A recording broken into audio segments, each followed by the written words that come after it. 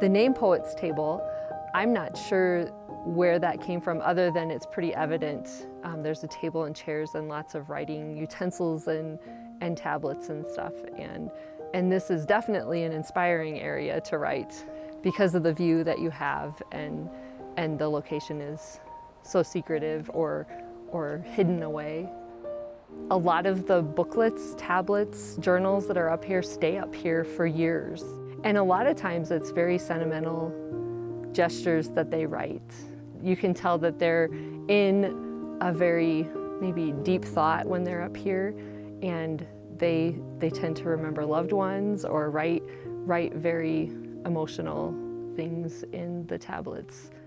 There's a box right behind me here that has a collection of different items that sadly some person did pass away, and so their family is actually bringing those things.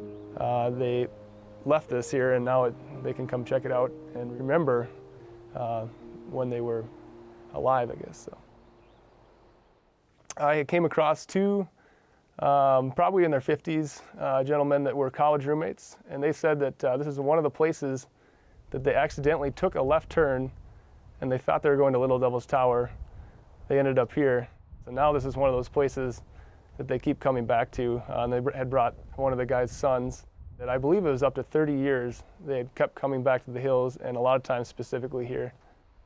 When people ask me about how to get to Poets Table, I do give them some clues to get them on the right track. But even to get them directly to the table and chairs, you can't give them explicit directions. So if you can get them in the general area, then it's their job to find the rest of it and make it a journey for themselves, and make them feel, rewarded at the top, like they did actually find it.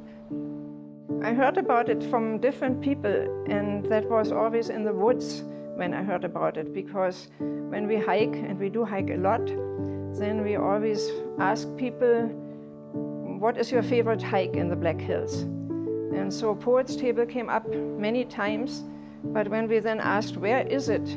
How can we find it? They wouldn't be able to tell us. They would say, oh, it's somewhere there, hidden between a pine tree and a rock with a funny face. I mean, the rock would look funny or something, but we never found it. We always want to find the hidden treasures of the Black Hills. And this was one of them. And so when I go out into the woods, I always write stories about our adventures. I like to write about it to improve my English for once, and then also to have stories to tell to my relatives in Germany.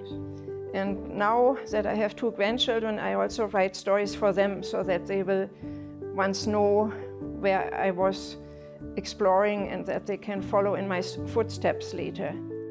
I wasn't really sure if I should put it in a book because people had warned me. It was like maybe there's a curse on disclosing the location. But then I think 13 stories are in this book about other gems of the Black Hills. And then I thought, well, if somebody goes through reading this, then he is entitled to find it. The reward of getting here is just sitting here peacefully in a place where not very many people have been, writing what's really on your heart, on your spirit, and just being calm and looking out across the way. And I think it's cool that there's a mystery that we haven't explored the entire hills. You can find graves, you can find caves, arches, waterfalls, ghost towns, all these places in the Black Hills that no one knows about, and you can some of these just stumble upon. And I think the definition of adventure to a lot of people is you don't know the outcome. People seek that, they don't know, there's a little bit of fear component, there's a little bit of maybe we'll get lost, we don't know what the end of this story is, maybe the weather will be bad. All these components really add to the adventure.